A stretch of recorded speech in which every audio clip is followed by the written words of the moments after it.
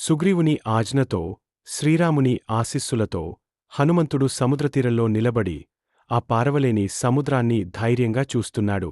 ఒక నిమిషం కూడా ఆలస్యం చేయకుండా జై శ్రీరామ్ అని నినదిస్తూ హనుమంతుడు ఆకాశంలోకి ఎగిరి సముద్రాన్ని దాటడం ప్రారంభించాడు. మధ్యలో సింహిక అనే రాక్షసి అతడిని అడ్డుకుంది. కాని హనుమంతుడు తన బలంతో ఆమెను సంహరించి తన ప్రయాణాన్ని కొనసాగించాడు. లంక తీరానికి చేరుకున్న హనుమంతుడు చిట్టి రూపం ధరించి బంగారు ద్వారాలగుండా లోపల ప్రవేశించాడు. అశోకవాటికలో సీతమ్మ దున్హకంతో కూర్చుంది. ఆమెను రాక్షసాంగనులు కాపలా కాస్తున్నాయి. హనుమంతుడు చెట్టుపైనుండి ఆమెను చూశాడు. హనుమంతుడు సీతమ్మ ముందు నమస్కరించి శ్రీరాముని ఉంగరాన్ని అందించాడు. ప్రభువు త్వరలోనే మిమ్మల్ని రక్షిస్తారు అని భరోసా ఇచ్చాడు. రావణుని సైన్యం అతడిని పట్టుకుని తోకకు నిప్పు పెట్టింది. కాని హనుమంతుడు దానిని అవకాశంగా మార్చి లంక నగరాన్ని దహనం చేశాడు.